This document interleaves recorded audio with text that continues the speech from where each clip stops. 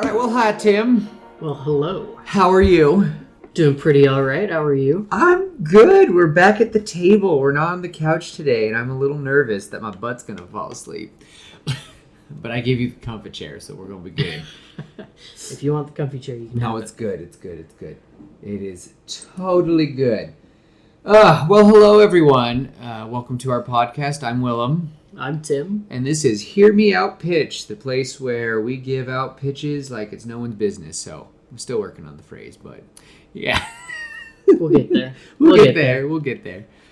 But yeah, this podcast is really just to show that we care a lot for stories and just show that we've been disappointed by a lot of stories that have been written nowadays, and to show that, we think that we as just random nerds from Utah think that we got the chops to tell decent stories that you, the audience, would love. So, and today we are once again doing another little experiment. Last week, It'll be fun. It'll be different. it will be different. Last week we did Fantastic Four. We watched it previously, and then we just kind of had a discussion, which led to almost 2 hours worth of talking. It's mostly just a review of the movie. Yeah, with a lot of different things though, but it was good. I did like that. I think we'll do more.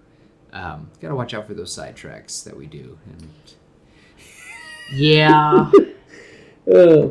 But today we are gonna have some fun with having like an actual little pitch meeting, and you all kind of joining us. And we are going to be doing a pitch meeting for our own take it away, Tim. we're gonna do a pitch for the sequel to Big Hero 6, one of my all-time favorite movies. And the idea that we have for this is basically, we didn't get a sequel to Big Hero 6 yet. Hasn't happened. If it happens, it hasn't happened yet. And being one of the greatest movies out there, it deserves a sequel, and I feel like they kind of left it pretty open for a sequel in a couple. Well, really, the big thing that is going to be the main plot for our pitch. Mm-hmm. So we have had a little discussion. Me and Tim talked a couple days ago about key things so that we could hopefully make this episode a little smoother. Well, I think we're just going to put it all together now. Yeah, and just try to give an actual pitch for a movie. And we're kind of hoping to get better at this. This is a practice run, but hopefully with our both love for this movie and talking about before, we hope to give you all a quality pitch. And for just warning, this episode might be all over the place. At one point, we might be at the beginning. One point, we might be at the middle. We might just hop back to the beginning and then go straight to the end. So we are just, it's going to be a discussion meeting, a pitch meeting. Hopefully something that's an hour and a half or so. And yeah, we just want to come up with a decent pitch. And then someday we'll actually go through the movie down the road and fully give it a big specific episode like we've done with past pitch episodes. Mm-hmm. right, an actual pitch, not just hold kind of a pitch meeting. Yep. I think that'll be good.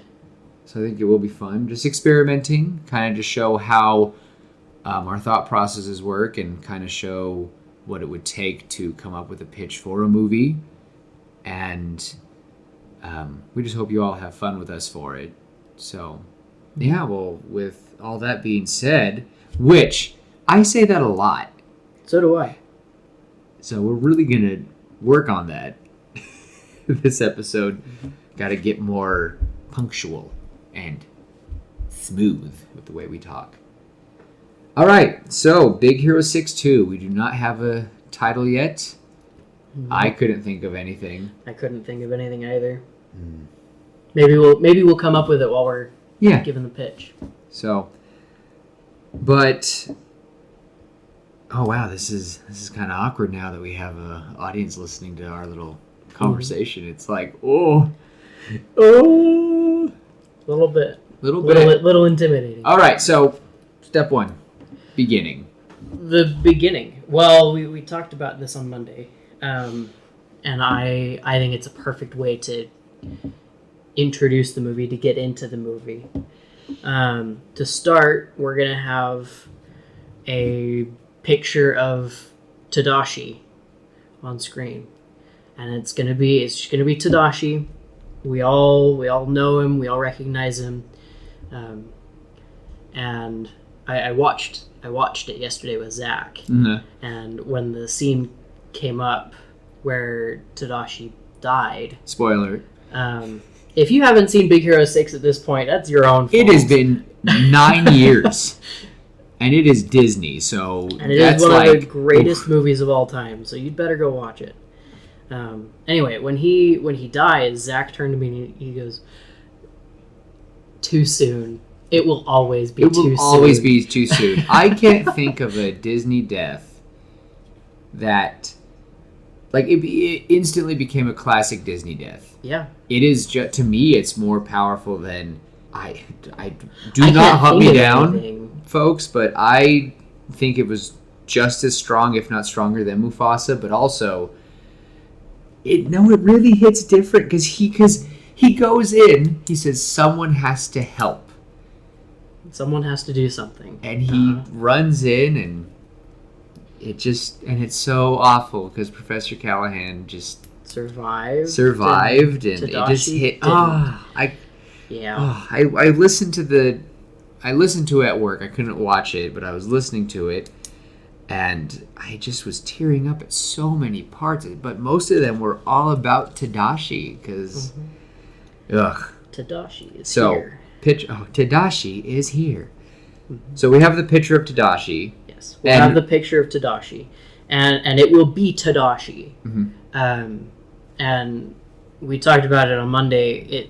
It'll be kind of the shrine, kind of the Japanese shrine, right, mm-hmm. to the dead, and then we'll pull back and we'll see Tadashi standing there looking at the photo, and the camera will turn around and face him, and no, that's not Tadashi. That's Hiro. It's Hiro. It's been a couple years. It's been a few years. His hair is going to be a bit rattier than Tadashi's hair was.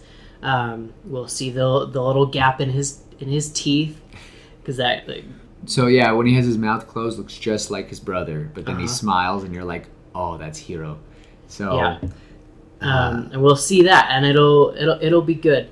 We want to punch the audience hearts right away. Yeah, he's gonna look like Tadashi the whole time, and it's gonna hurt us because we all know what Tadashi looks like, even though he was in the movie for the first 20 minutes, third. Yeah, not even a third, a quarter. But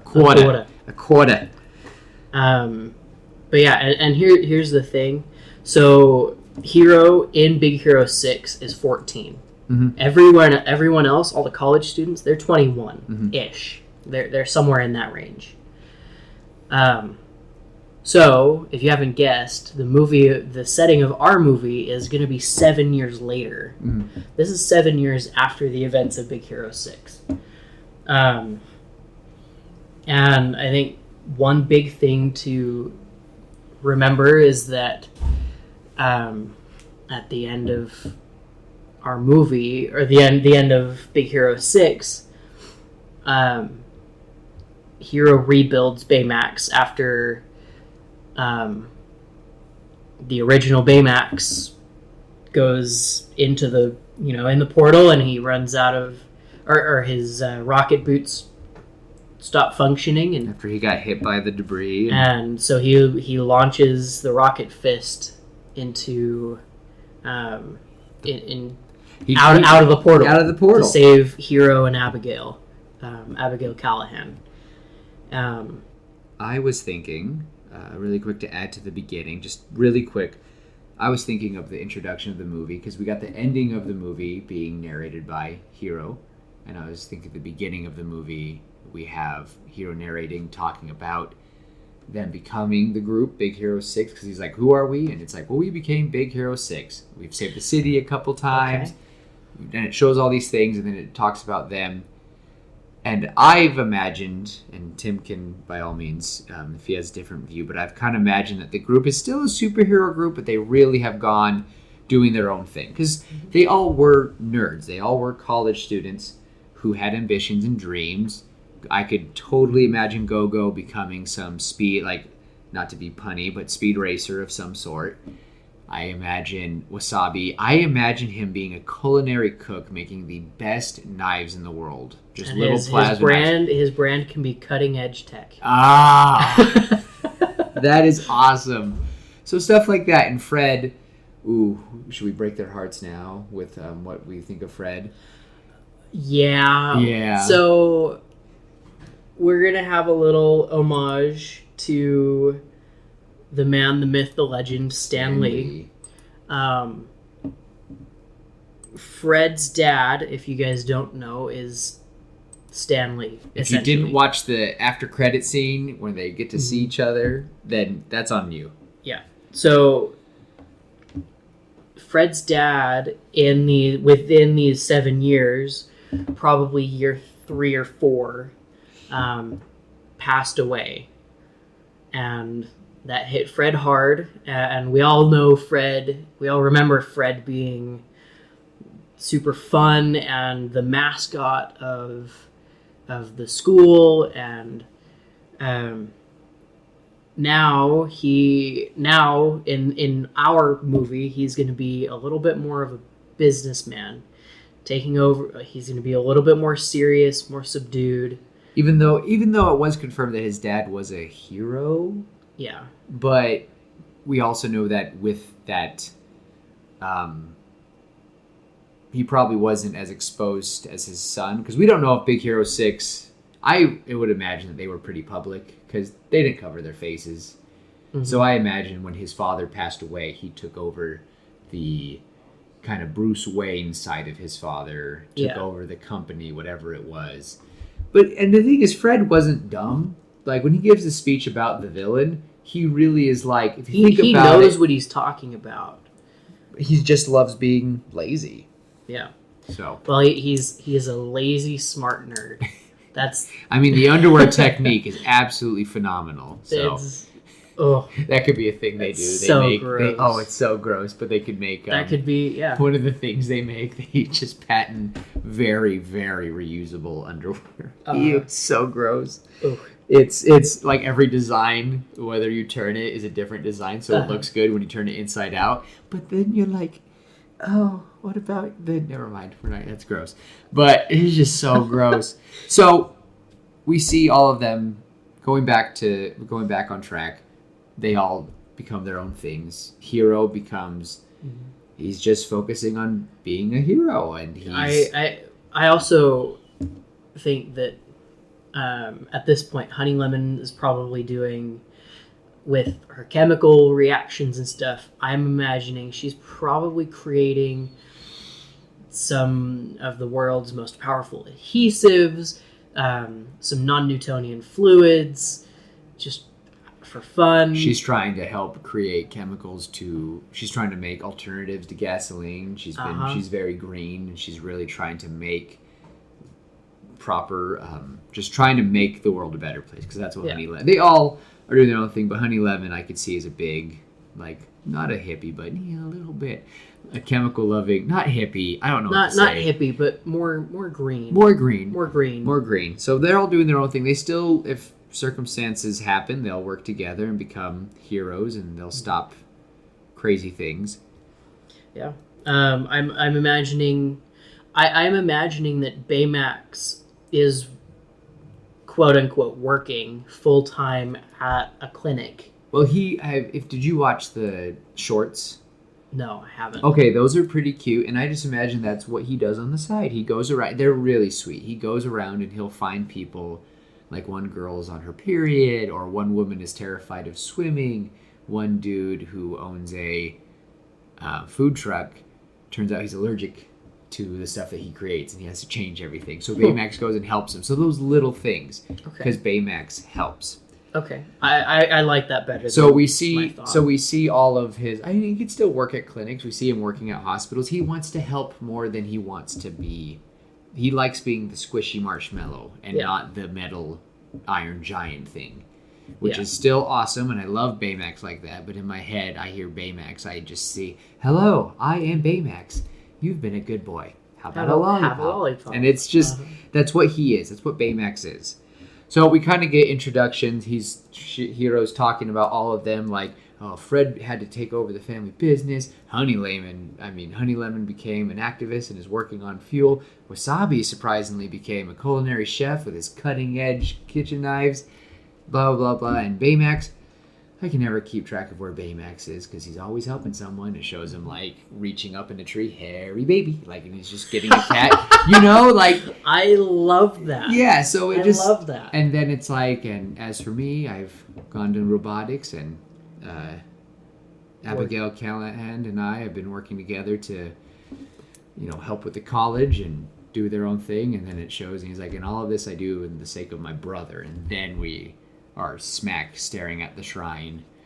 I like it. And then we're pulled back, and the audience just sees him, and we're just like, Tadashi, he looks just like him. Ah! I like it. Okay. So, and That's a good intro, and that'll be good. That'll be a really good intro to introduce our characters and kind of what's been going on the last 7 years. okay, but I'm gonna probably break your heart right now even more.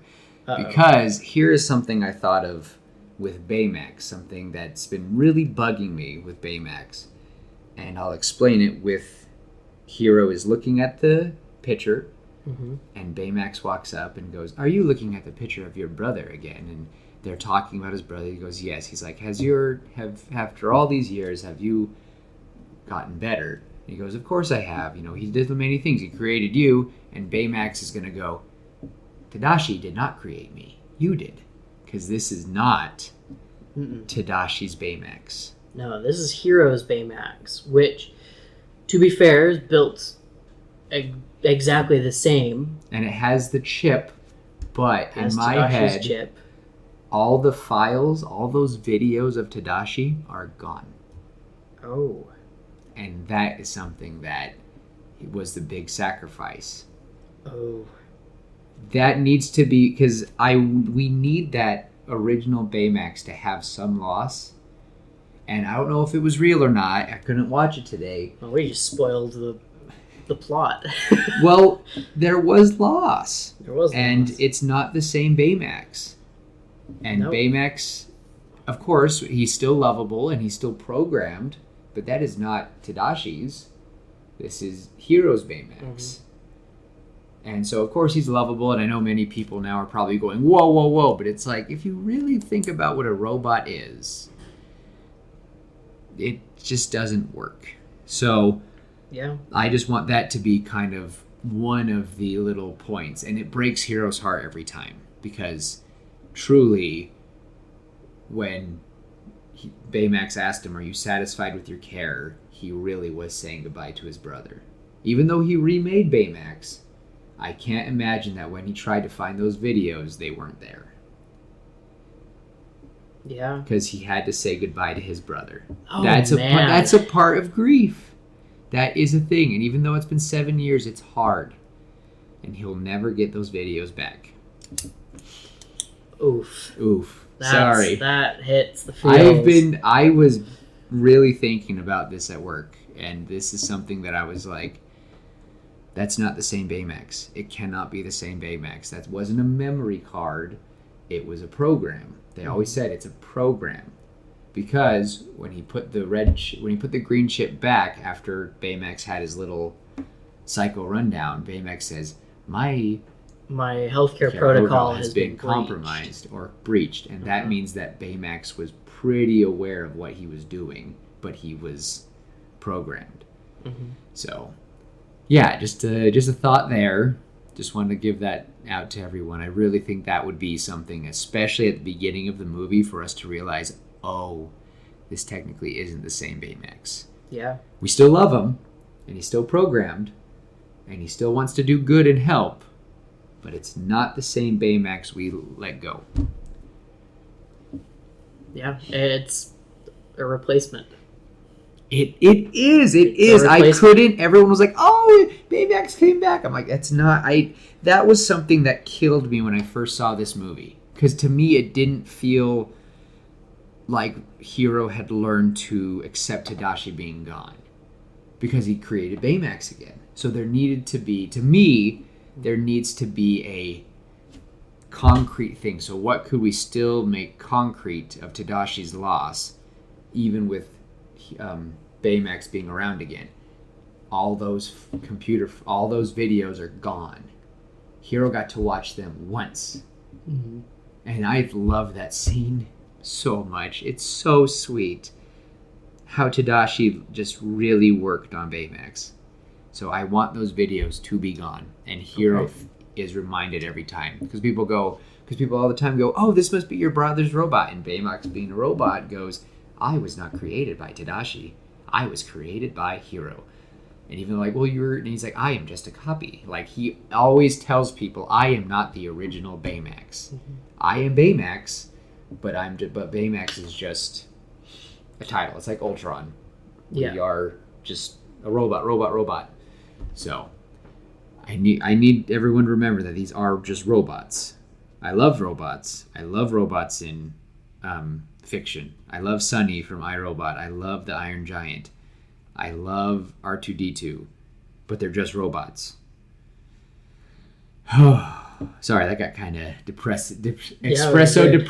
And I will say that what I've always imagined, I have had an idea cooking for this movie for a fat minute. So, okay, but that's the first little bit, introduction. We're seeing our heroes. They've gone up. They've all grown up, doing their own things. Baymax is not the same Baymax.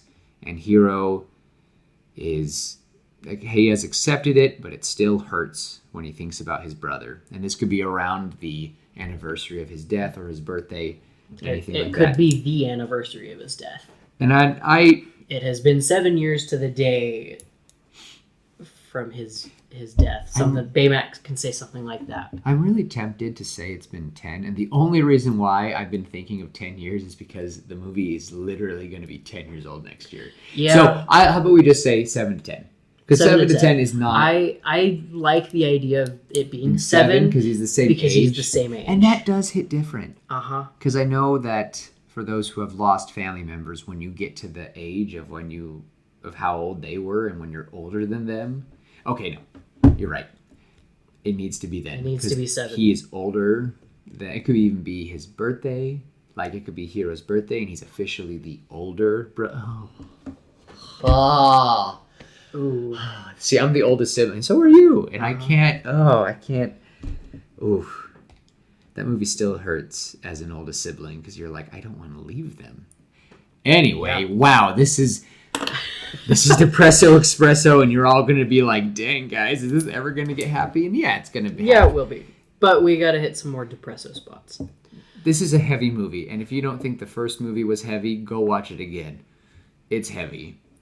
Yes. But I really want that to be a conflict with current Baymax. Okay. I like it. I like that. I think moving on to the next portion. So there's a few different ways we can do this next part. We talked about it on Monday. My wife gave some good ideas. I had some fun ideas. Willem had some awesome ideas. And we could do it any way. And I think we could hit a couple of those. Before we get there,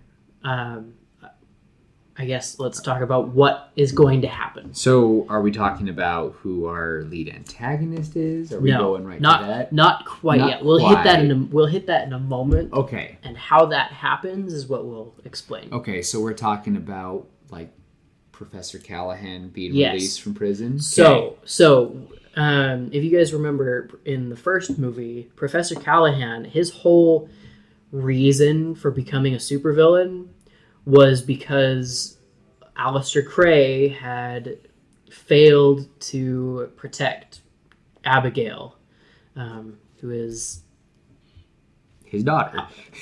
Callahan's daughter. Yeah. At the end of the movie, Callahan is relieved to see that his daughter is okay, and he's arrested. Was Cray really? I listened to it again. I guess they didn't really show it. I couldn't see him, but he is arrested. Callahan, but not Cray. not Cray. Okay, because that's what I was concerned. Cray, Okay, Cray is not arrested. Cray is not arrested. Cray lost almost all of Craytech. Well, the main facility, but by this point, it's been 7 years. They've rebuilt. Some big companies can bounce back, and Yeah. Alistair Cray, I don't think is stupid. No, He does cut corners though, and maybe he Does. learned his lesson. Did he learn his lesson? I think he did. Okay.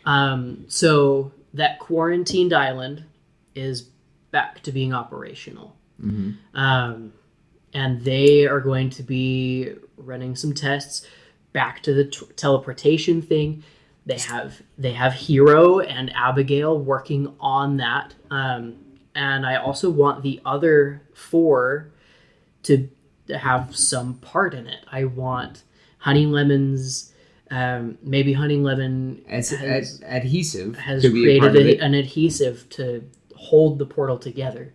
Go-Go could have created frictionless ball bearings or something like that. Frictionless hinges or something like that. The whole thing is held together by her wheels in a way. Like they're just made.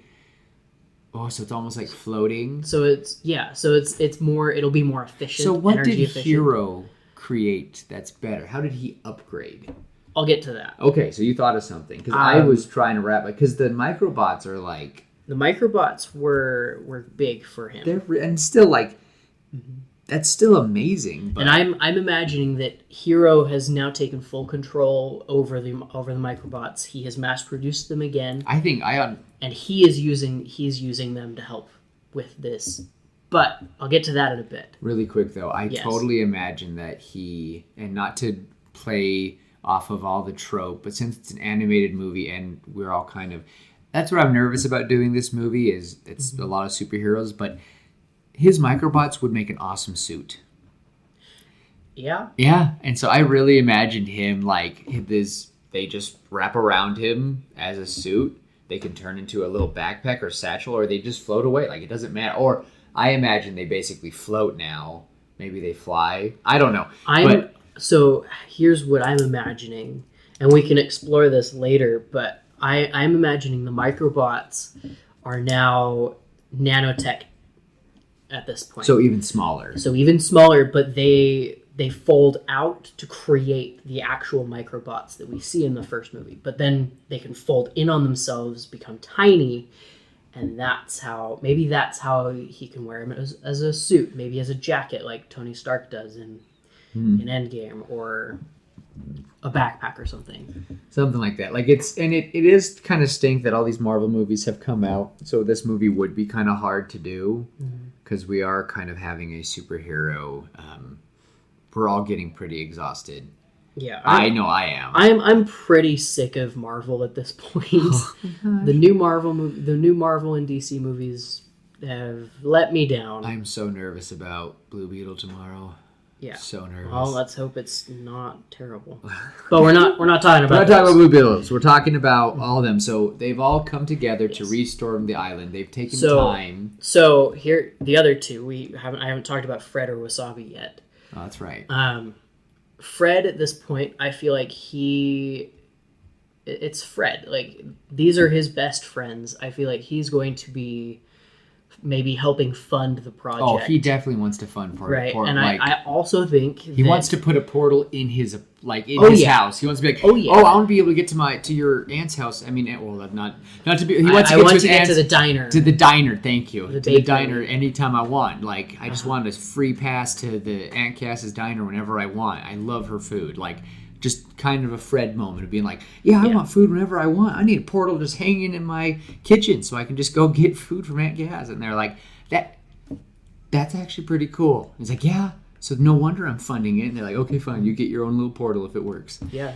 And I also think that Wasabi, right, with cutting edge technology, I feel like his technology, the tools that he has been creating have been used to cut the parts for this thing, and the cuts are so precise that it cuts the time by a lot. So they're able to move and he can forward cut, a bit and quicker. they can cut even stronger materials. They can get whatever materials. Like They he's can able to use- cut everything. They can use whatever materials that they need at this point. Yep. I like it. I think I like that idea that They've all they've put a hand all in it. put a hand in it. And this is where Hero's part comes in. I think Hero has been the one that has been assembling it himself. Like he is the one using the microbots to put the pieces together, just like we saw Callahan doing in the first movie. But I think he's putting pieces together, and he's. I also think that he is using the microbots to go through the portals. To test it. To test it. He's sending the microbots through, and maybe some of the tests in the past they've gone through the portal and they make it through, but they no longer react to Hero's signals. Or maybe they've been just tiny portals. Well, yes. So I the reason I have that part Okay. No, that is necessary, and you can see. I'm sure you know why. Yeah. But I'm thinking there'll be just like a bucket off to the side, and every time they send a handful of microbots through that don't respond to Hero's commands, they get tossed into the bucket for rework. Once he's got enough, maybe he'll work on them again, and he'll fix them. Okay, that actually might still work for an idea I've had later down the road. So this, I like that. I like that there are some that are that they've just stopped. They've lost. So like, I have a very specific reason why they've stopped working, why they've stopped responding. Okay, then maybe this might sync up perfectly. So you're imagining like Hero makes like a big, like one of those big legend like Tears of the Kingdom hands, and he sends it through, and it comes out, and like 3 fingers just like fall off on the other side of the portal. Something like that, or maybe some of them he sends the whole hand through, and then the whole hand crumbles.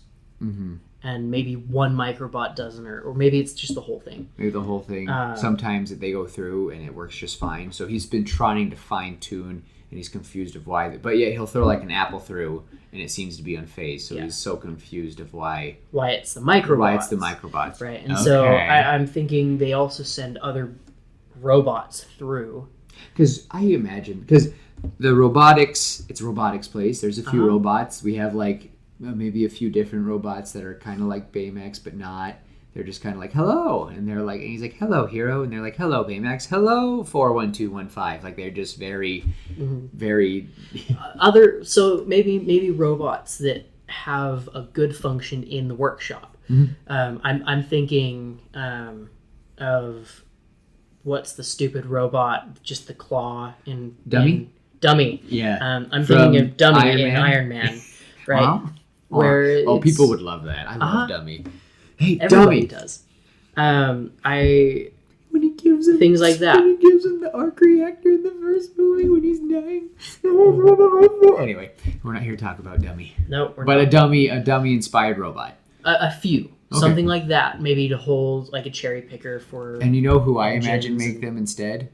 Abigail, because he mentioned that Abigail was very good with robotics. So she's probably, and also he's Callahan. He made the laws of robotics, which I looked it up, and I assume you probably guessed, and I guessed what they were too. But the rules of robotics, they're universal in all science fiction. Is, no robot will harm a human, no robot will disobey an order, and a robot must protect itself. Like, those are the 3 rules. And in ascending order. Yes. Or descending order. So the first priority, don't harm a human, always obey. Yeah. Always protect yourself. So when does those 3? Yes. So you follow order 1, you follow the first law. Once that's been completed, or once that's been accomplished, you can then follow the second law. Yes. And once that's been done, then law number 3 can be followed. And so I've always imagined that robots, while you're making it, you have to imply those rules. Because you could just make a robot that accidentally harms humans, but then you have to make sure you program correctly. That's why I imagined when Hero's red ship went in, it overrode everything and just had a purpose of destroy. Mm-hmm. So, anyway, just had to put that out there because Callahan, robots, a lot of robots. Those are the same 3 laws that we see in iRobot. Mm-hmm. And it's a really good movie. That's a great movie. I need to read the book. I didn't even know it was a book. It is. It takes place on Mars. They're mining robots. Interesting. Mm-hmm. We're not here to talk about iRobot. No, we're not. Pulling it back in.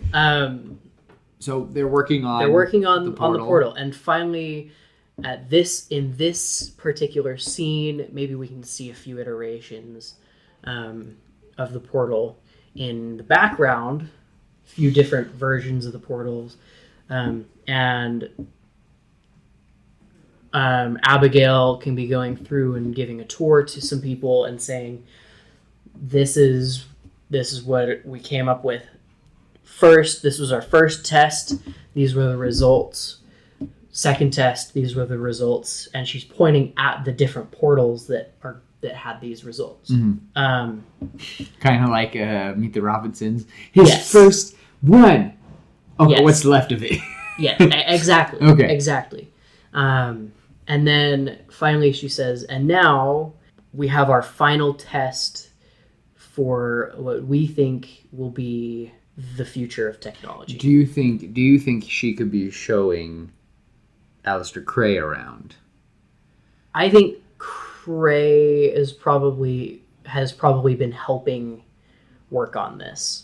And they've been really I imagine he's in it a few times and he's like, I will not make the same mistake. I really would love to see Alistair Cray reformed. have learned from his mistake, no longer cutting corners, working tirelessly to perfect the designs with Abigail, with Hero, and with Professor Callahan. Okay, with Robert Callahan. I was wondering. So. And we're gonna see that Robert Callahan, having his daughter back, he is going to be on parole, and his parole officers, part of the deal that was made is his mind, being as fantastic and creative and just as good as it is, can't be just tossed away. He's the creator of robotics in this world. They can't just let him rot. He created the laws of robotics, and he created the microbots in the first. Like he created the functionality of the microbots originally, right? So now part of the deal with his parole is that when he is not being directly supervised by his PO, he is going to have Hero and Abigail right there. And those 3 are going to be working together. Oftentimes he'll have the PO there with him. Maybe he will always just have the PO there in the corner. I think that because sometimes parole officers are just there, they just do visits, and I think that he's had a few other moments. I think it's been maybe 2 years. Maybe he had 5 years in jail, and then after those 5 years, with all that he's done, Alistair Cray probably I did mess up. I screwed up. And there's a lot of factors. By all means, though, he did cause a lot of damage. There could have been casualties in that accident. This is a Disney movie, though, so but still, though, everyone, we're trying to show that. I imagine that everyone from the first movie has reconnected. Even we can get a friendly handshake. Not a business handshake between Cray and Callahan. They've slowly repaired. And they don't. I don't want them to like each other, but I want them to tolerate each other enough. I could even say respect each other enough and each other's brains enough to work together on this Because project. teleportation would revolutionize so much, and so why not? Like, this would be a challenge for Hero. It'd be a challenge for both Callahans. Cray, of course, probably didn't want to give up on it. It probably was a bit. We could probably have them talk about how big of a fight it was. Like, for the first 3 years, after 5, they just couldn't really get things going. They had to convince the state to let Callahan join. His daughter was going to be there. Hero and him were making progress, so we didn't really see progress until 6 years. So this like final year has been the year of finalizing. And That's this how is, I've been. it's starting to work.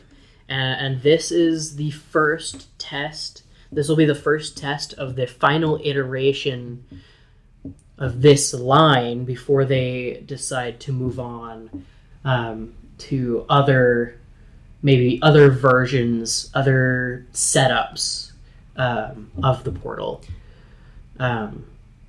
Maybe they're losing confidence from the government, and the government's like, Yeah. if you can't get it this time, you're done, and you need to find another project. Because this is probably taken so much, and everyone's still kind of hesitant with trusting. And he's still a young man, Hero, and even though they all love Big Hero 6, they're like, this has become a weird thing. Why are you guys doing this? Like, we do want teleportation, but like, look how we have jets that get to the end of the world so fast now. Go-Go has helped make our trains go so fast and efficient that bullet trains that are move, even better. that move faster than anything else. Yeah, so smoothly, but yet it's like so safe.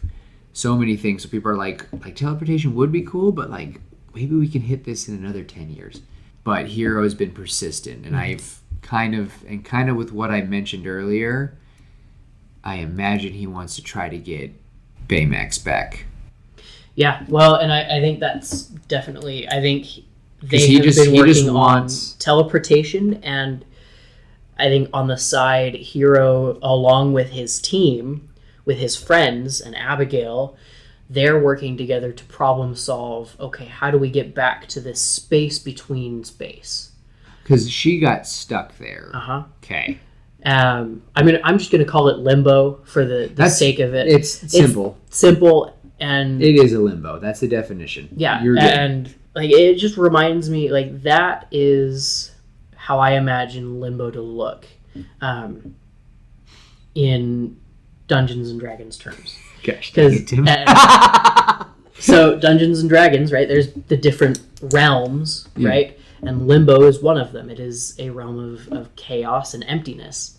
And so that's how I imagine it, with some debris, some rocks, maybe some worlds, quote unquote worlds, out there. I don't want it to be emptiness per se, but I do want it to be a space between space, a dimension between dimensions. So yeah, they want to And travel they to it. want to get there, and I think they maybe one of the reasons that they want to get there, aside from collecting Baymax again, is they want to study what that is like, what the essence of limbo is, and maybe that could help forward more other technology, It could forward living. living. You could call. Oh, that's terrifying. Have a whole civilization of people from Limbo appear. Now it's starting to sound like Tron. We're not making Tron. We're not making Tron. We're not Tron Legacy, fine movie. We're not remaking I'm it. nervous for that. Okay, we're not here to talk about Tron. Anyway, so I think that's something that they're working on, and this first test is going to be initial teleportation. It's just going to be pure teleportation. If that works, then they'll flip a switch and turn a few dials or something, and then they can run it again and try to open up Portal to Limbo, stable, so that it's not just sucking stuff into it. Yeah. Instead, maybe it is stable and they can go in and out.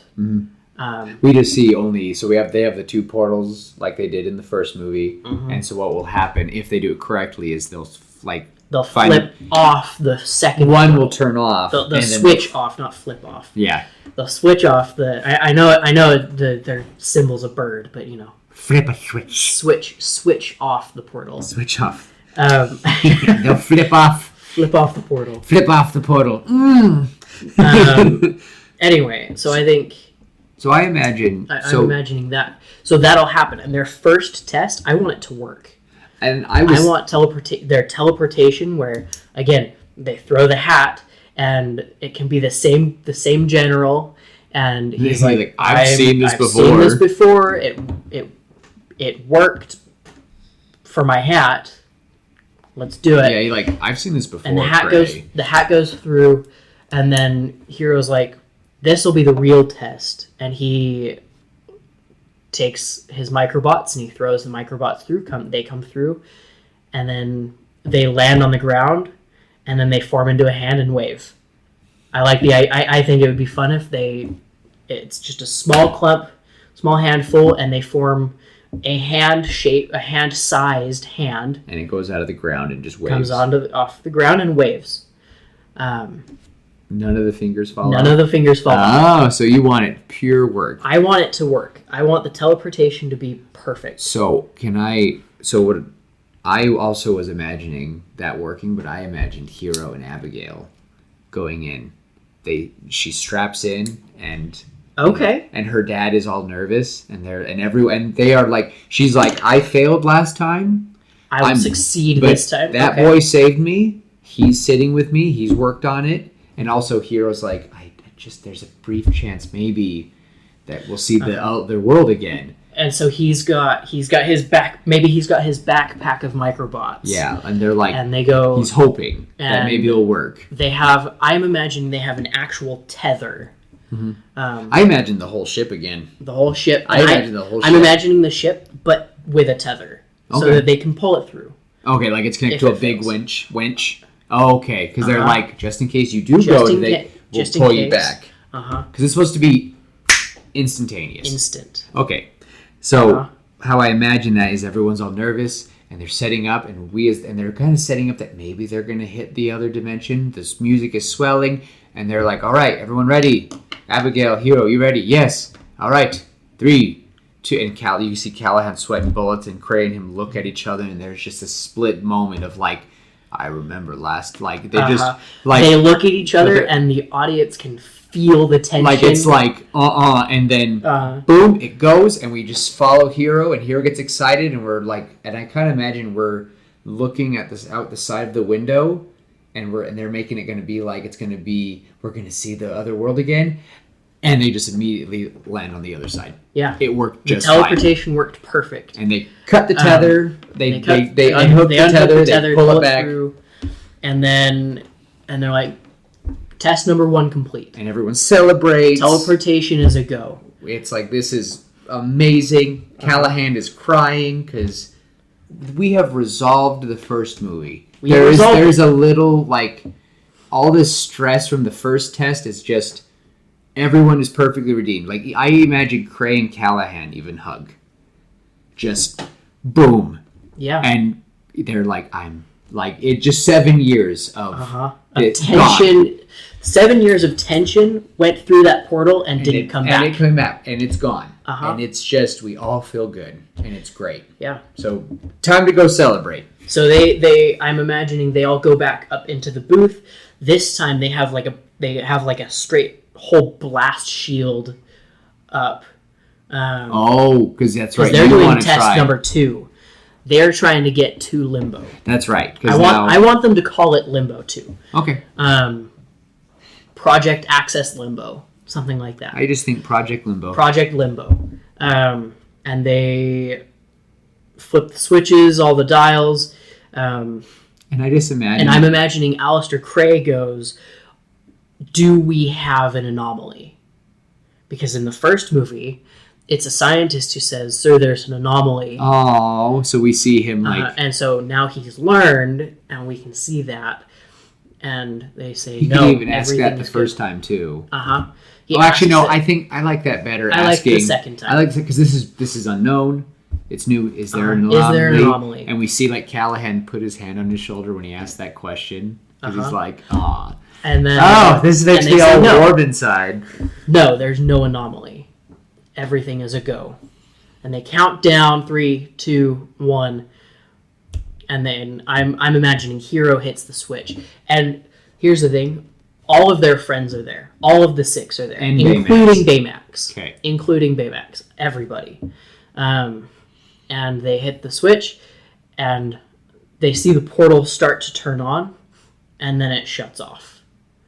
And Hero's super excited, and then it's starting up, and we're getting the classic, the swelling. Everyone's all excited. We see the glow. It almost looks like we're gonna look inside, and then boom, it just shuts off. I'm imagining it turns off, and then they talk about it, and Hero's devastated. And Baymax could totally call him out for it. Oh, Baymax could call him out for it. I noticed that your levels, your neural levels are low. Are you sad? And he's like, "No, I'm fine, Baymax." He's like, "Were you hoping to find my previous, Well, I'm imagining at that point they've already had that because they've had that conversation, but it's like, but now he's like, I feel like Baymax would point out again, like, I understand you, and everyone else is kind of like, oh, because it's kind of awkward, like, yeah, but that's Baymax, and Hero's like, I really want to emphasize that Hero does love this Baymax, but he wants the memories of his brother. He wants his brother back. It's not a complete Baymax. It's a copy. And I know that hurts. I know a lot of people listening are going to be really torn about this, but I never ever felt that he was the same Baymax. Even when I watched the shorts, I was just like, this is Hero's Baymax, not Tadashi's. He's just programmed the same. So, Depresso Espresso, guys. Depresso Espresso. Anyway, so they're gonna the test failed, but they don't have to shut down. They can keep working on this project now that teleportation has worked. Because that's awesome. Teleportation worked. Like now they have instant travel from point A to point B. And I want to call him Steve. Fred is just like, yes, I'm getting my portal in my mansion. I'm excited. And they're like, calm down. Yep. Like, he's just like, I'm getting it. Like, he's just so excited to get his own personal portal. He's like, I want it on the floor so I can just jump and go. And Gogo's like, if you do that, you're going to land on your back and it's going to hurt. Like, I don't care. Like, he's just like, he's like, I'll put it in the ceiling of Cass's place so I can just, woo. How do you get back up? Another portal. Right below. Right below. On Like, top, no, that's just and then it just ends up like the portal gun and exactly. Infinite falling. Infinite falling. Yep. He's like, actually, maybe that's what he wants. He's like, I want to do infinite skydiving in my place. No, Fred, you're not going to have indoor skydiving. Yep. I like it. So that'd be awesome. The next scene, right? They're gonna go and they're gonna celebrate, and Hero's gonna be a little upset. He's gonna be a little upset that it didn't work, but he's also like he's thrilled that, oh my gosh, it actually worked. And it was a slim chance. It was a slim chance, like and because they don't understand it. No, they've had the teleportation thing for years. Cray had it nailed for non-living organisms. He just cut corners, and they just had a strange anomaly, and it brought them to this weird space in between. But now they've perfected it, and now they're going to go celebrate, and they're going to go to Cass's diner, and they've perfected it. We're going to pan to them, and they're going to be at the diner, and they're going to be talking and having fun and celebrating. And then we're going to get some ominous music, and we're going to pan back to the portal, and then it's going to flip on. It's going to turn on. And boot up. So, I guess this, for anyone who hasn't, connected, we're kind of getting an Ultron villain kind of an Ultron moment. Because I couldn't let go of the idea that Baymax was gone. Because, if you remember from the last movie, he left, Baymax released him, and he was satisfied, and he let him go, but that red programming was still inside him. And I imagine that manifested, and over 7 years, and with the weird anomaly of this space and time portal, I just imagine that the original Baymax is going to become something awful. And I will say, Tim's wife, bless her, just really made me kind of sad because apparently in Kingdom Hearts. Kingdom Hearts already kind of toyed with this idea. And I was heartbroken. And I have been thinking about this since the first time I watched it in 2016. Because that's, yeah.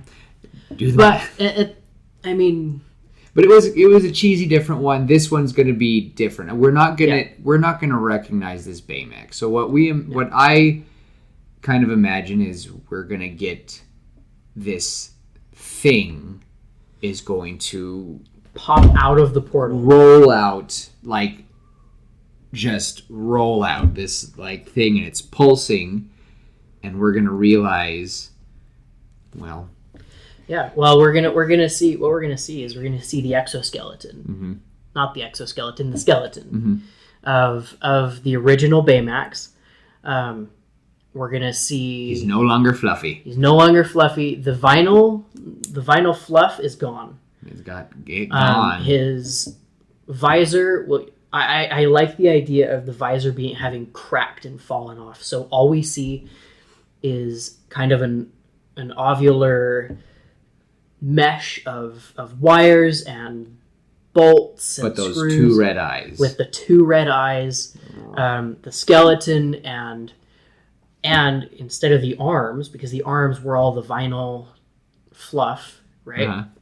Instead of the arms, we're going to see the microbots, right? And those microbots in that bucket that Hiro earlier, I'm gonna say Hiro earlier was talking about how the bucket of microbots, maybe Fred points it out and says, hey, what are those for? Are those a failsafe? No, those are the microbots that came back and don't respond to my... They don't respond to me. He thinks they got like EMP'd. It's like they show the same signs of being just fried. They don't work, and he's like, it hurts his heart, but he's like, I'll just fix them. I'll just fix them. But he doesn't have time. And this bucket of like microbots. When you say bucket, I imagine a barrel, a big barrel, probably like a water barrel. I'm thinking your table to the ground and maybe twice as tall. Okay, so we're thinking about maybe 3 feet wide, 3 feet wide, 3 feet circumference, and 5-6 feet tall. That's a lot of microbots. That's a lot of tests. I guess he has been doing that, and since Callahan showed him how he was mass producing them, Hiro doesn't have a short supply. Yeah, he probably has like canisters that he can just break open and. Yeah, and since these microbots are no longer linked to Hiro's neurotransmitter, they're able to connect to some other source, which is going to be Baymax 1.0, Ultron Baymax, and we're going to have this Baymax pull these microbots together, form arms, and I want to see the fluffy arms with the big fat chubby fingers for a moment as he maybe pushes himself up and they stabilize him, and we can see maybe a vague outline of the fluff. So for a second, we're getting like a Venom symbiote outline of the fluffy Baymax for like a split second. And then it goes angular. I want it all to be angular. And you talked about that on Monday. He's not fluffy. He's not fluffy. This is not our fluffy Baymax. This is the Baymax with the chip to fight. This is the fighting, the karate, the karate programming. Let's call him Daymax. Daymax? Daymax for destroy. Daymax. Okay. Just for now, like that's our name. Like it's not his official name, but for now we'll call him Daymax. Because destroy day, and also he's like a dawn. This is some pun because Baymax is. I was looking up his name, and it was a lot of puns with Chinese and Japanese symbols and whatever. I mean, like Great White. So, but I think just for craps and giggles, I think Daymax would be funny. Just with a D. Just want to make sure we emphasize. So we have Daymax. We have Daymax, and we, as an audience, aren't. I don't know if we're necessarily going to recognize him. I don't want people to. I want us to understand what's coming through the portal because what was left there. Yeah, it was Baymax. Baymax was left, and so we will know. We won't recognize. And maybe we'll give the audience hope that maybe he's going to be friendly. And like maybe then, his eyes could be white for a second, and then no, because I don't want to see his eyes open until he stands up, and then it goes angular, right? The microbots all come and be super angular, make harsh angles on his body, and then he looks up and directly. And I want him to look directly at the camera. Yep. And we see the red eyes we zoom in on the red eyes. And more ominous music.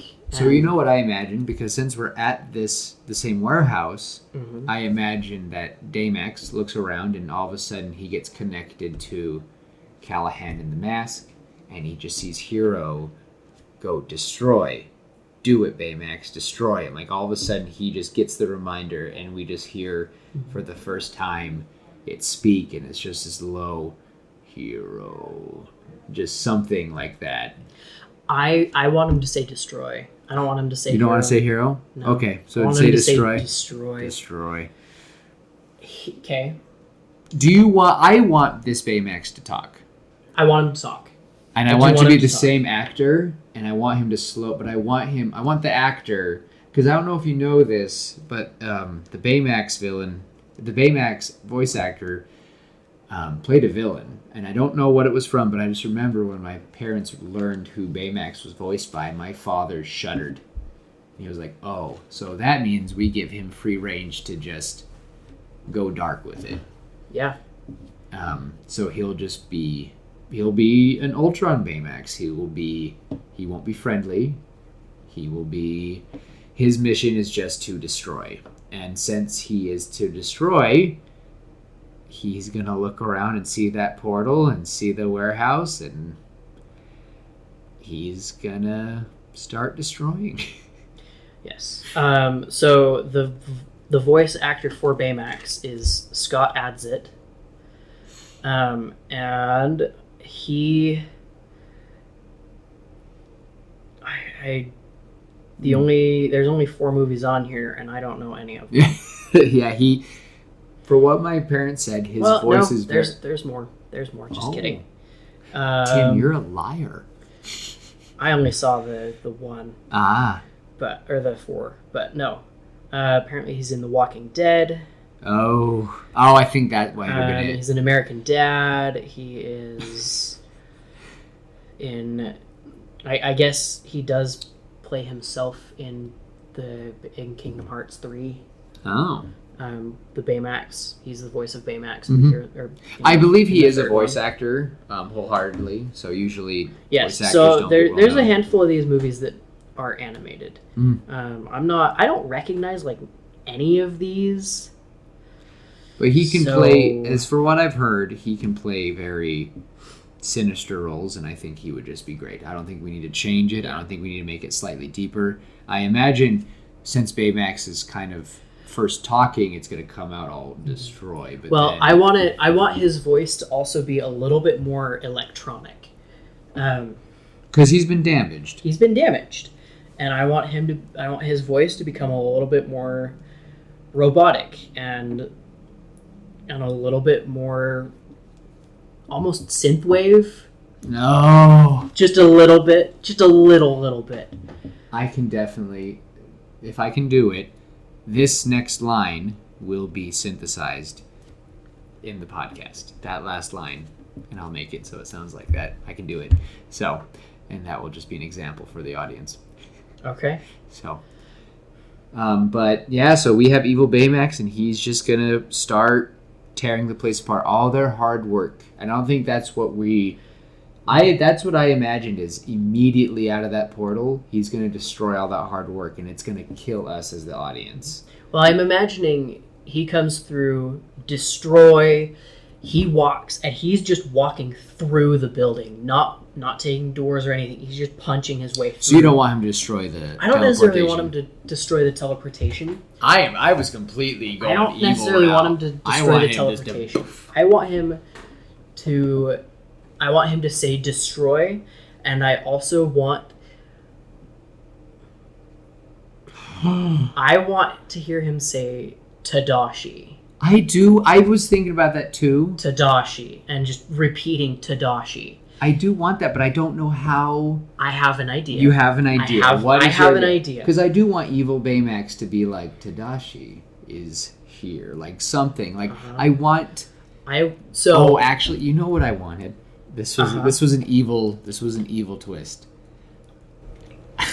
I wanted Baymax to make... I wanted Evil Baymax to want to kind of destroy Hero in some ways, and instead of using Baymax's voice, he would use Tadashi's. Oh, no. Yes. No. Yes. No. And I imagine he, like, arrives, and I imagine when he first appears to him, he is just in the corner, and he has shaped the nanobots to look like an outline. He's even wearing a hat, and he looks like a shadow in the corner, and he's like, "Hey, buddy." And Hero's like, "Oh my gosh!" Like, it looks. I know that's a little much, but I know, but I have a completely different idea. I really wanted this Baymax to want because I imagine that he had just been dwelling in the limbo, and the image of Hero yelling destroy, seeing Callahan's face, and having the memories of Tadashi, over the years it would just turn into destroy Hero, destroy Tadashi. And it was this idea of like he would destroy everything, but for some reason it got corrupted to the point that this Baymax wanted to destroy everything about Hero and Tadashi. Mm-hmm. Kind of like a Frankenstein, Monster of Frankenstein thing.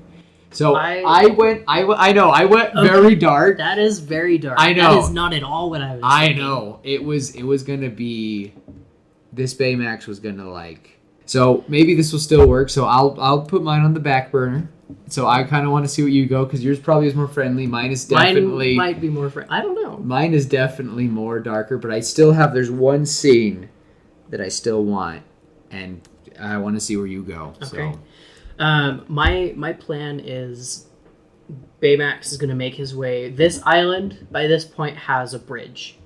You don't have to fly to it. You can drive. You don't need to get Fred's chopper. Fred's chopper. You don't need Heath Clamp to come pick you up. Heath Clamp. No, you.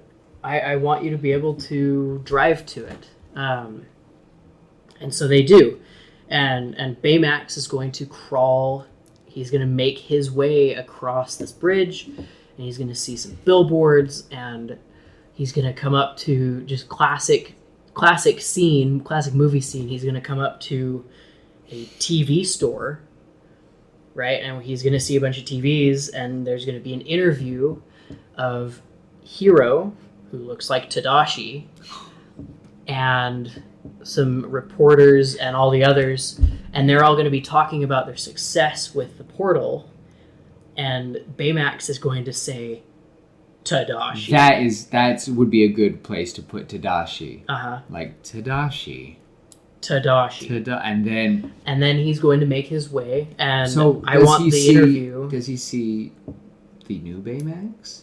Yes. Okay. Does he? I want to see kind of the stereotypical robot zoom vision thing on Hero.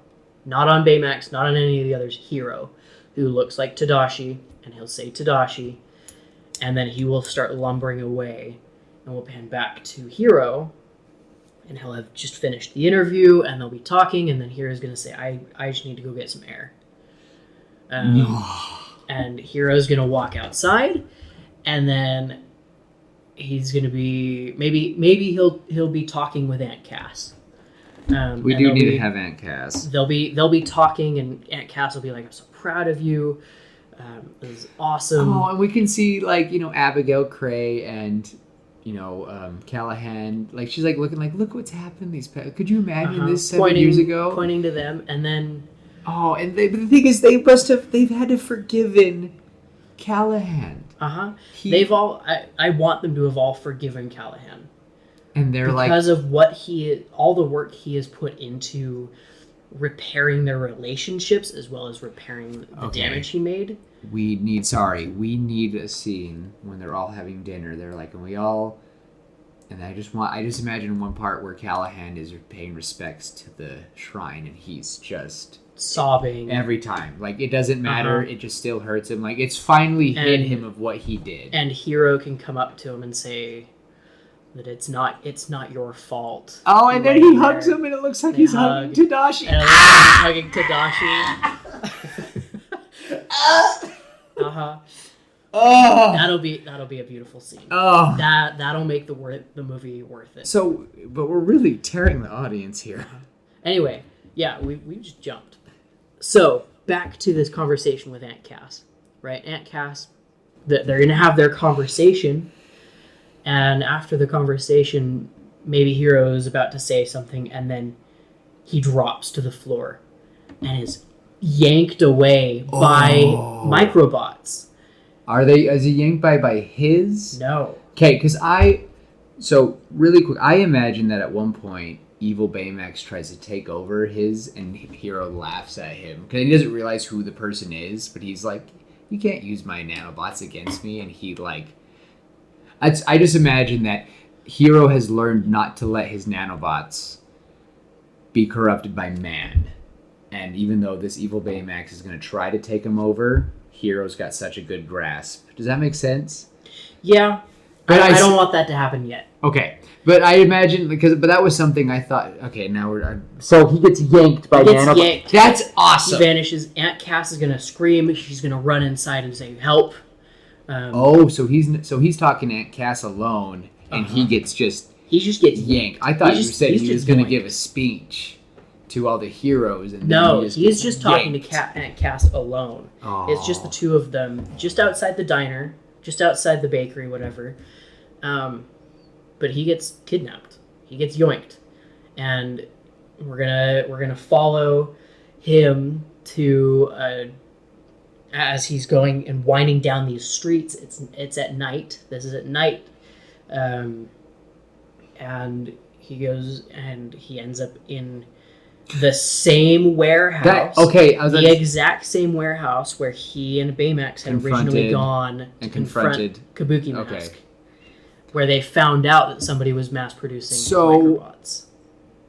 All I can imagine is that at one point, though, I imagine he always has nanobots. Yes. And I imagine he tries to I'm imagining almost like Spider-Manning it, trying to do something, trying to save himself, trying to keep himself from. But he's getting too far. So, are you saying he's implanted something in his on him to always have connection to his microbots? No, I want it to be the hat. Oh, he's wearing Tadashi's hat, and it has an inhibitor in it. Okay, so when he gets flung from Aunt Cass, the hat could fall off. No, I don't want the hat to fall off. Okay, so he's probably okay. The hat will fall off later, but not yet. You did not say Tadashi's. He turned Tadashi's hat into it, and so he really does look like Tadashi. He looks like. But there's Tadashi. A lock of long hair and the bushy hair underneath. You can see his. Tim. You can see his teeth, the little gap in his teeth, and he doesn't look exactly like Tadashi. I want him to have just a tiny bit more of almost a little bit more chub to his face. But it's enough that the audience can say it's gonna hurt. I think it should be enough that it looks just like Tadashi, but if you put their pictures right by each other, you can tell that it's not exact. But it's close enough. It's close enough. It's like doppelganger type stuff. Yes. Like identical twins, slightly off. Yes, exactly. They could be twin. Okay, so it's just enough that you can tell the two apart. Mm-hmm.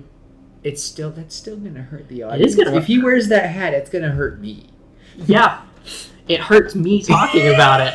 Okay. But no, so he's gonna get yoinked into the same warehouse, and this big monster with his microbots is gonna be standing there, and he's gonna kind of get up, and he's gonna pull out his own microbots, and he's gonna create maybe an Iron Man like suit or something with them, or I don't know exactly how it'll go. I just but imagine want- he just does. I imagine it just like how the Kabuki man was. Uh-huh. He really he goes how like he's like gets mad like you like don't no one touch like no one's been able to touch that tech for years. No one's been able. Who are you like? Because no one's been able. Because I imagine because many people have tried just like Iron Man. I want him to be.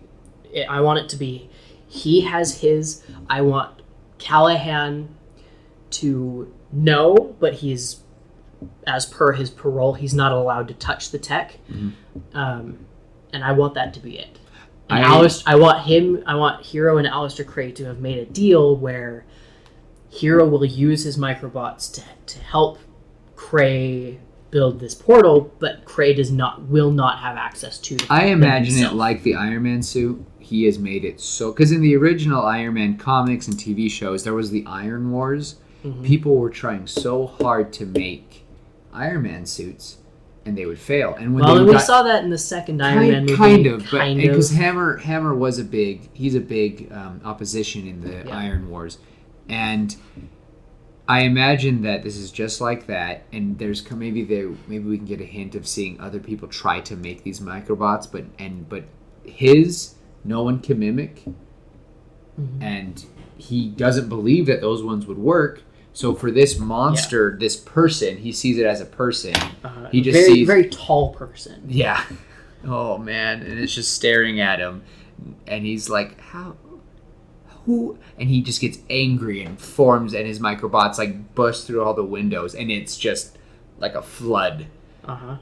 Well, no. No. I really don't want know. to show. Maybe no. Hold on. I do want the hat to have fallen off because Okay. I don't want him to have access to his microbots. Because if he could have access to it, Tim, he would have been he has able a to protect horde. himself. He has a horde. So No, so the hat fell off, and Aunt Cass maybe picked it up and wide-eyed and went inside and yelled. Anyway, Hero is there with Daymax. I know exactly what you're thinking, and you'll see. Anyway, okay. But yes, so anyway, he's going to be there with Daymax, and they're going to be kind of just facing each other, and the hero is going to be like, what is going on? And he'll see the red eyes, and he'll be like, huh? Like What? Who are you? And then we're how just did going you to get? hear... How did you get control of my tech? How he's just getting angry. Like, how did you do this? It's impossible. What have I you have safeguarded done? my things because he even was like holding one, and he's like, this is mine. Like he's just angry. Yeah. Because no one's been able to. Again, like Iron Man, no one's been able to mimic this tech, but he realizes that's the dead ones. And he will realize they're the dead ones in just a second. Okay, so not yet. But no, so Daymax is going to step out into the light, classic villain, reveal, and he's going to say, Tadashi. And Hero's going to be like, what? Tadashi, fix me. Oh. And then we're gonna have this whole Hero's gonna realize, oh shoot, this is my Baymax. This is Tadashi's Baymax. This is Tadashi's Baymax. And this was my whole goal. It worked. The portal worked. And fix me. Oh. And then I want Hero to go and start like talking to Baymax and saying, "I've missed you." He tries to hug him, He but tries it's to hug pretty him. like ow, and it's just spiky, and he's just an No, I want exoskeleton. Baymax to stop him. Fix me, like as a demand. Red eyes, and then Hero's gonna realize, oh no, the chip, Like, the programming. fix me so I may resume my mission. Like I fix me. I need to complete my mission. And Baymax, because then that kind of works because his final command with the red chip. Okay. I want the sensor. I want one of the eyes, one of the glowing red eyes. I want one of them to be cracked. I want a lot of the exoskeleton or a lot of the skeleton to be cracked and broken and pieces missing. Like both of his arms are just microbots. I want his legs, one leg to be just pure microbots. The other leg, I want to see the red boot, the red rocket boot.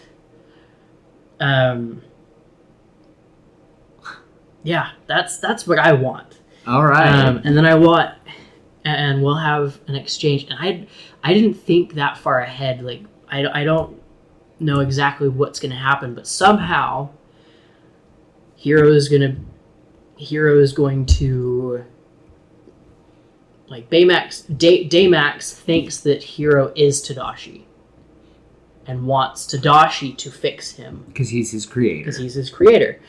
And when he finds out that it's not Tadashi, this is Hero, I want him to get upset, and I also want him to flash back to Hero pointing at Callahan, destroy, and I want Daymax to stand up, look around. At this point, maybe his sensor has been fixed, and he pushes Hero to the ground, pushes him aside to the ground, and starts walking out, trying to find Callahan, because that was his order. That was his last order, was to destroy Callahan. So we're basically bringing up Ghosts of the Past. We're Yes. kind of being jerks as directors because we are like, everyone else is healed, but there was just one little unresolved thing. Because that's how I've seen it. Everyone else can heal, but Baymax got left. And I know he's just a robot, but Yeah, I imagine that all that time in limbo, because I was imagining Daymax. I'm imagining he gets hit with debris Yeah. and can't protect himself, so he's getting broken, he's getting damaged. We could even have, again, I do imagine that he could, for a split second, talk like, I want him to explain what happened to him. Like, I want to see this. We don't even need to explain it. Maybe we just see like a flashback. Yeah, like a flashback of like what happened. Well, he's like explain like what, like, because when he first confronts him, like Baymax, what happened to you? And Baymax is like, he's just, and he says that he's only been in there for like a year. Mm-hmm. I have been in there for 387 days, and he's like, that's only a year, like. Yeah. And so there's like things like that, and he's like, and multiple debris hit me, and over time we see like little tendrils of microbots coming toward him, and they just kind of attach, and slowly over time they connect, and it is a tricky thing, but I do like the idea that he wants Tadashi to repair him so that he can complete his mission. But I do think that just destroy. I think that Callahan would be a big one to destroy, but then he'll go on to just want to destroy everything. Mm-hmm. So, and I'm imagining like we can see, in the first movie we see the rocket fist. mm-hmm. I'm imagining we see the exact same thing, but with the microbots. Mm-hmm. And so he is doing the rocket fist with microbots, and he just has a line of microbots attached to the fist of microbots. and it pulls it back. And that's what led. And it looks uncannily similar to the Rocket Fist, the Red Rocket Fist. Okay. So the microbots have turned into the armor. Yes. So I'm imagining, like, at this point, obviously there's the port, right, with the chip. And I'm imagining the microbots have formed maybe like a shell around it to protect it.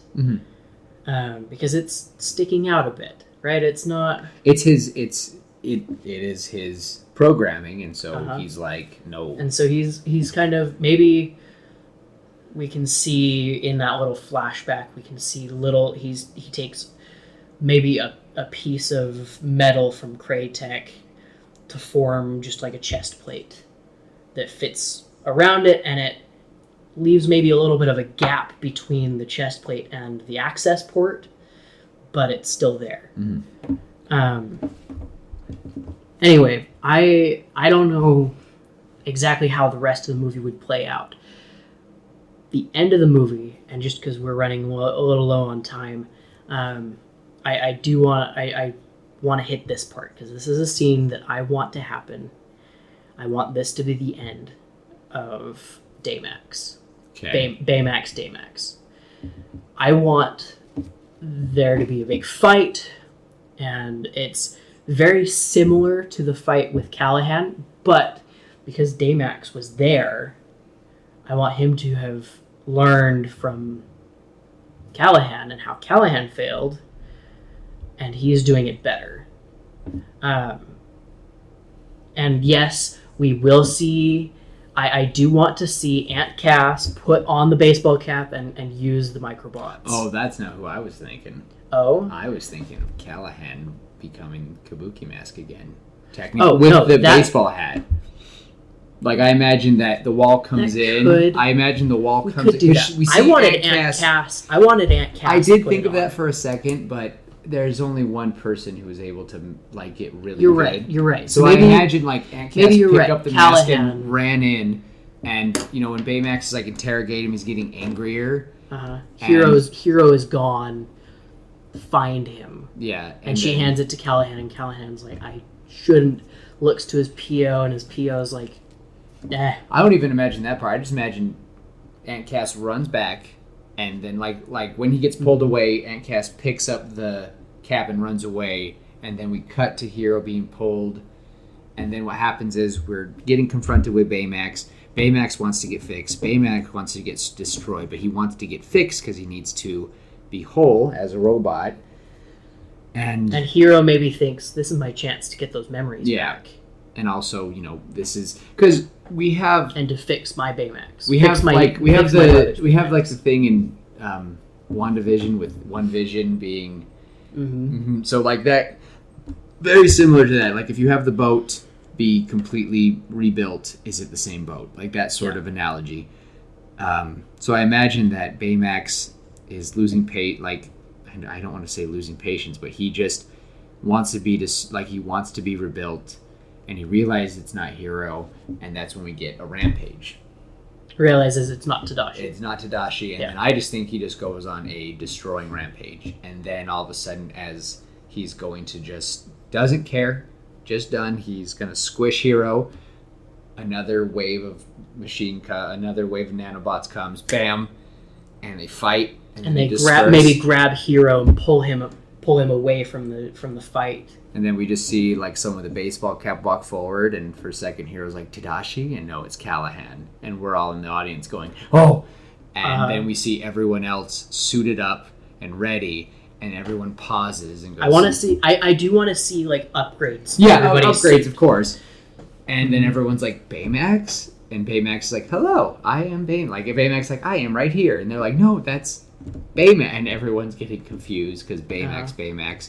So I know we're getting short on time, so I'll just say that with this first initial fight, I want there to be chaos. Yes. I want there to be a lot of destruction. I want to actually see San Fran Tokyo get some damage. And I kind of imagine, my idea of it was they go back to island, because the island was getting ransacked, Mm-hmm. and Baymax absorbs all of their tech. Yes. And that's how I imagined he became that. How he got his new suit. So he made armor from. He had like claws made out of plasma or swords. Omni Baymax. Yeah, Omni Baymax. He's got all the discs that he shoots out. So I was imagining he was going to steal their equipment that there was lying around. He connected to it because he was going to learn from Callahan's mistakes. But anyway, with this first confrontation, I imagined destruction, and at one point, Baymax gets away, and he's going to plan on. I imagine that he is going to set up multiple portals, and he's going to start sucking everyone into the. I know it's kind of cheesy to the last movie. Kind of on the island. No. He was going to set up all across San Francisco, and he was going to start. And he was going to have everything destroyed. Yeah. Everything was going to be destruction. Everything's sucked up into limbo. They're going to feel, and we're going to kind of get like, does he have feelings? Because he's going to be like, everyone's going to feel how I felt in that place, floating alone.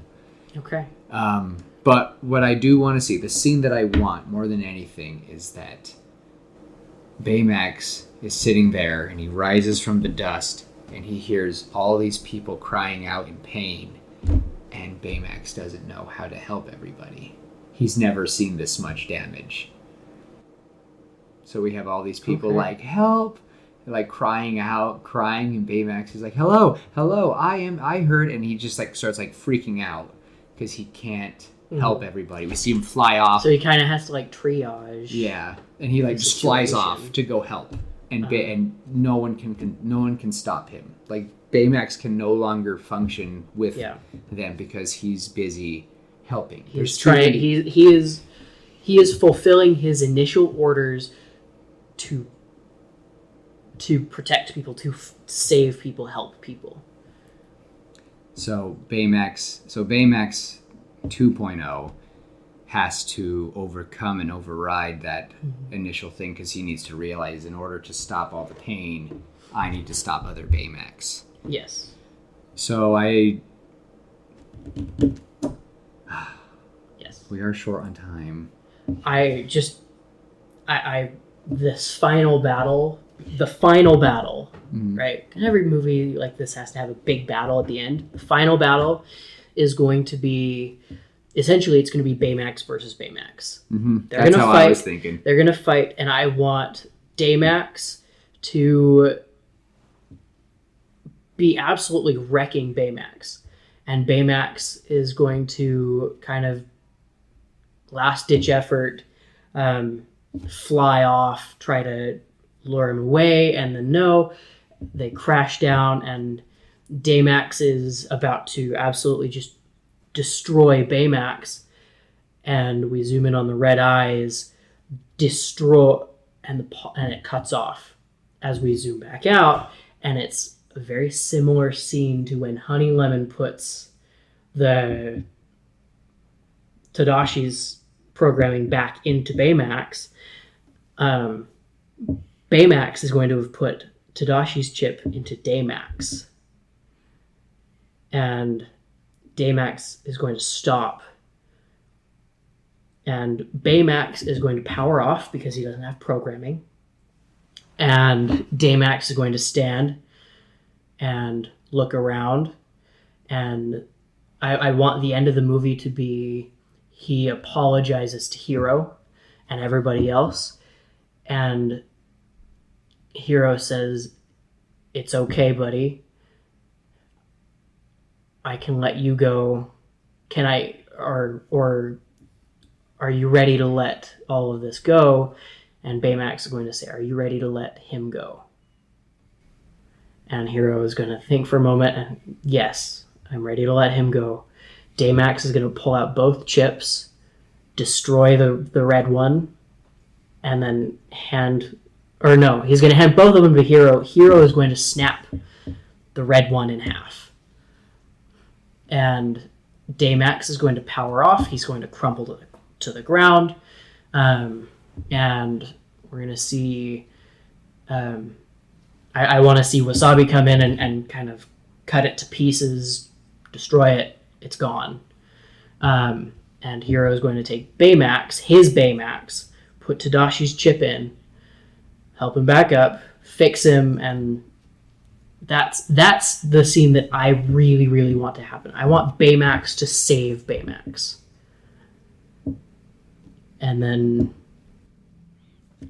all of that. Wow, you went way happier than I did.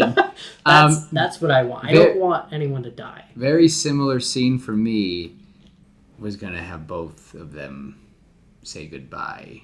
Both of them. Okay. Both Baymaxes were going to be gone. It was going to be there. I imagine a confrontation between a Baymax that wants to help and a Baymax that wants to destroy. One is the original body and mind. The other is the soul. And I imagine that this is a big... The Kingdom Hearts thing. Heart versus heart. Kind of. More like mentality and mind and body versus spirit. Okay. Kind of like the two, not to get spiritual with it, but I just imagine the two, which wolf are you going to feed, just whatever kind of thing. Just the yin and yang of it all, the fighting. I imagine that, Baymax has suited up in his own way and Baymax is in his own. And I kind of want Baymax to look like Baymax in the armor, but it all be microbots. Yeah, microbots, and his wings are the blades. He's got blades on his hand. Like, there's just a lot of things. And I just want that fight to end with, neither one can live while the other one lives sort of thing. But can't. It's... Okay. So maybe Baymax does end up destroying Baymax, but Baymax has put the chip in. And since Baymax is gone, Hiro's Baymax is destroyed, Baymax gives Hiro both chips. Hiro snaps the red one. Baymax powers off, and then Wrecking Crew comes in and just destroys. I imagine whatever. that it was going to be that they fight, and everyone's been laid to waste. The final confrontation is these two broken robots. They're fighting because Baymax is fighting to save everyone. Baymax is just... destroy. All the machines have been powered down, but everything is still in chaos. We hear people crying out for help, and Baymax wants to help, but he knows that if he stops this, it'll be fine. And Hiro is torn because he wants to save the old one. He wants Tadashi. He wants Tadashi still. After all these years, he has the chance to get him back. And it just... I imagine that I kind of like your idea of them pulling it out, but I do imagine that at one point, I don't want to do the cheesy thing that they both like. I in my head, and it was kind of graphic, but I imagine that Baymax just goes in, bam, and he's just got a hold, and he's just punched through his system, and he's cracked Tadashi's code. So the heart, the soul of Tadashi, the soul of Baymax is now destroyed. But then we see that Baymax has rocket fisted into there. So they're both standing together and they both just destroy it. And we see Hiro run up and both robots just kind of fall. And they're both gone, and when I realized that, like, this is just a dark way, but it just was. I think your way would be great. But I also think mine is a little bit more Disney. It is. No, it is. Yours is definitely more Disney. Mine was the idea. My idea is that Hiro was never going to be satisfied, and since one was always corrupted, it just neither one could live. And I guess this is just me. Well, maybe it does crack. And so Hiro, the end of this movie, Hiro has same chip, same design, but he writes Hiro Hamada. Or he makes a blue chip, and it's his own original robot. Mm-hmm. And Baymax is finally...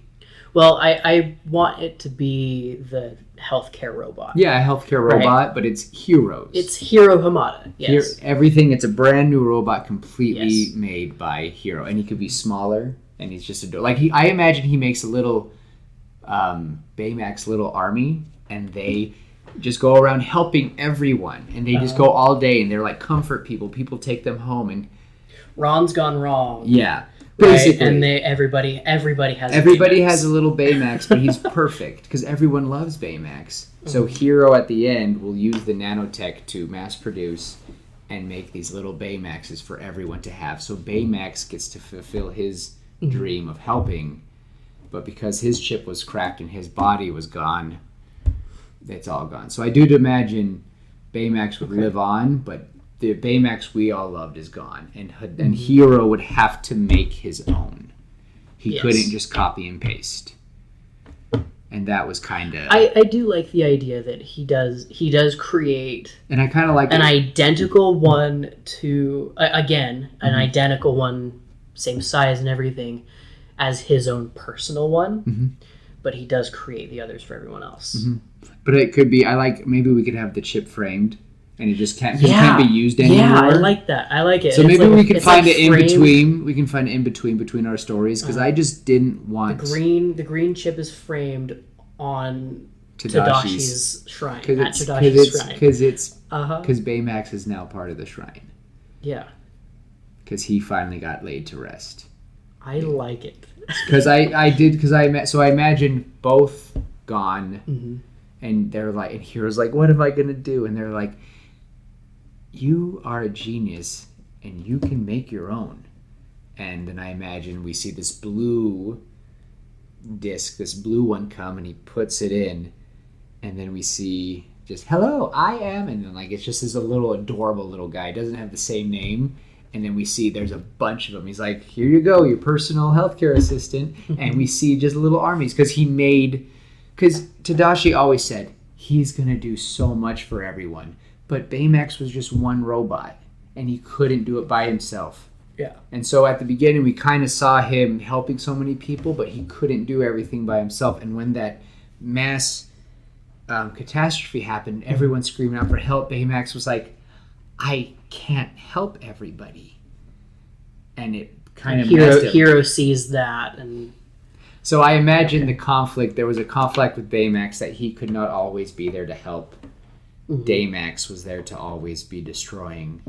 There's the body haunting Hero, and this was like the final goodbye. And I know that like, and people are like, Willem, you're totally making this movie. It's really weird, but I'm like, he remade his brother's robot with his memory card. I know Baymax handed it to him, but to me, it just showed that he truly hadn't moved on. So this was like a final, because even now he looked in the mirror and all he could see was his brother. So, yeah.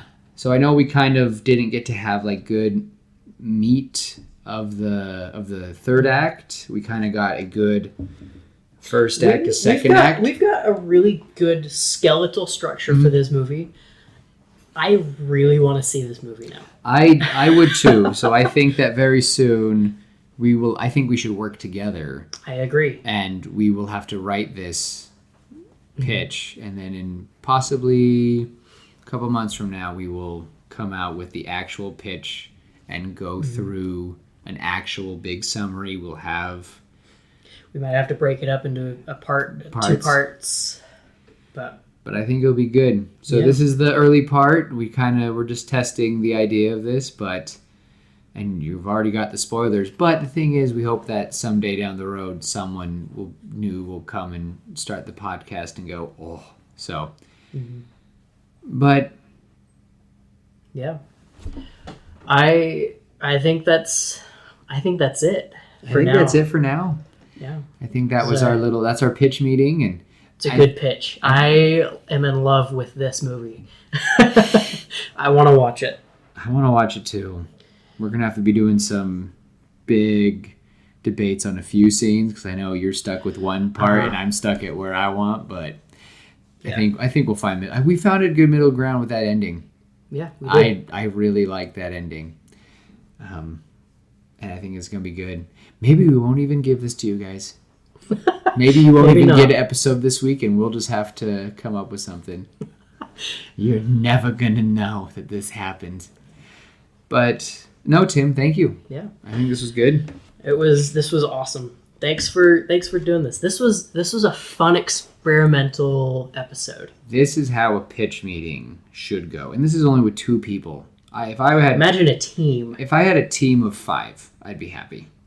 A team of 5, I'd be happy. So, but yeah, this was really good. Maybe someday we'll have 2 more guests or 3 more guests, and we'll be able to make an actual big movie pitch someday, and we'll send it to a corporation. Maybe we'll send it to Disney. But with I don't know anymore with Disney. Yeah, you're right. Disney's dying. But thank you everyone for coming and listening, and we hope that you keep listening, and that we hope that you enjoyed this weird experiment. And with that being said, we will see you later, pitches.